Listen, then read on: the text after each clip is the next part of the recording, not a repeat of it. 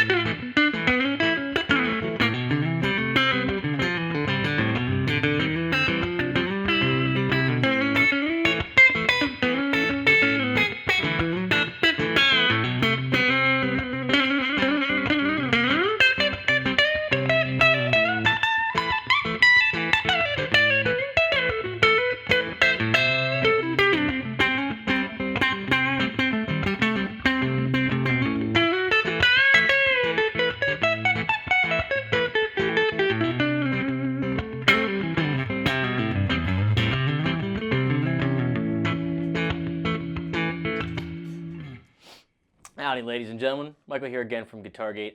And when I was in Germany for GitCon, I made a video with Adam Neely. And he said, make sure you slam the door behind you.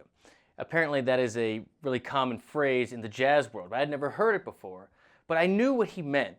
It means when you go outside, and you should go outside, explore, take chances. You should make a point to take off and not know when and how you're going to get back, harmonically speaking, back to the notes that are in the chords you're playing over, right? But when you do come back, you don't want to limp in and kind of casually make it back. You want to go outside and slam the door behind you when you come back in.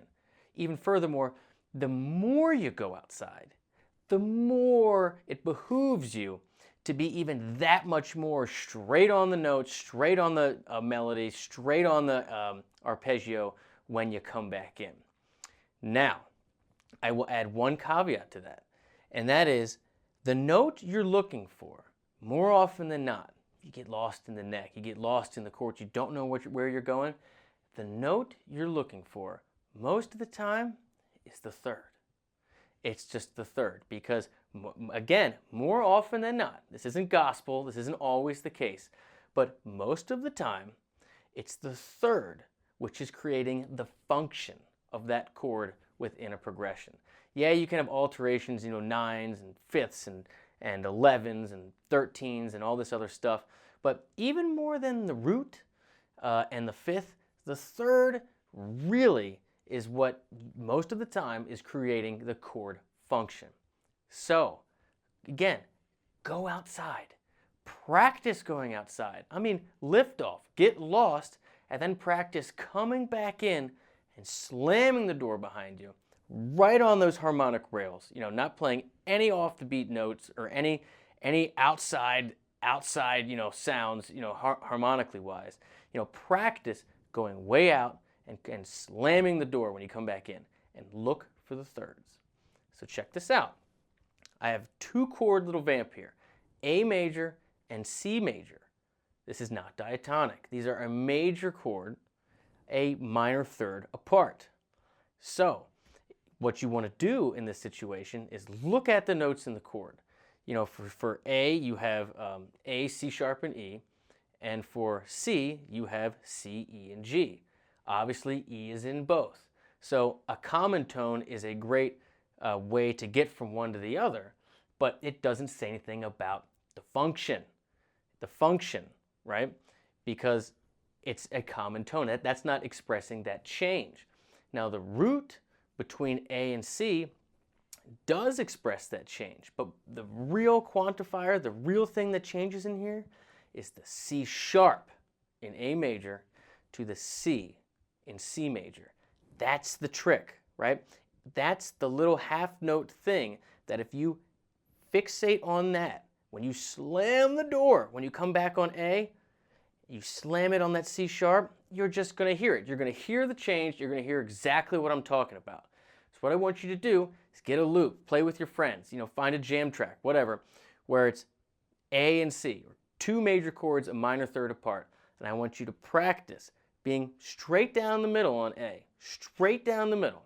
And then when you get to C, you can think A minor, you can think C major. You could literally go as far outside as you want.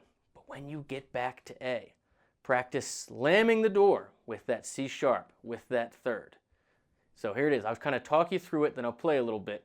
But this is something that I think fiddle players especially, like my favorite of all time, Vassar Clemens, do exceptionally well. It's that perfect balance between, being right on the melody, right on the chord tones, right on the arpeggio, and being, otherworldly, virtuosic, like where you're going into outer space, but then when you come back, it's not a soft landing. It is like, we're right on A major.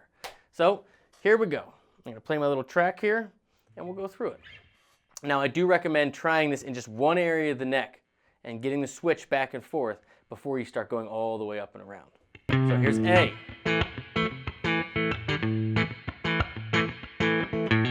C.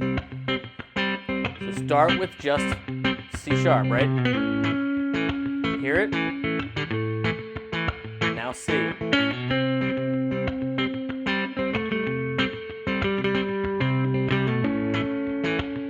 So that's it in a nutshell. So practice with just pentatonics, and when you go over the C, you can go outside, right? Just play minor, play slides, chromatic, whatever. But when you get back to A, hammer with that C sharp.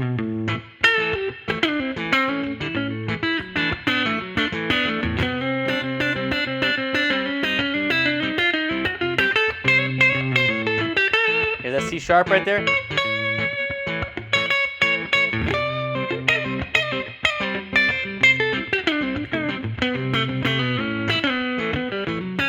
C sharp, C sharp, C.